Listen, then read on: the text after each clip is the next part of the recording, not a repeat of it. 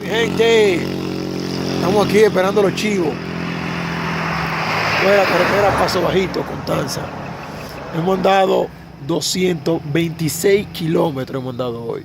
Trayectoria, Jarabacoa, Constanza, Guayabal, Padre Las Casas, Asua. Y de ahí para atrás otra vez. Ya ustedes saben, mi gente.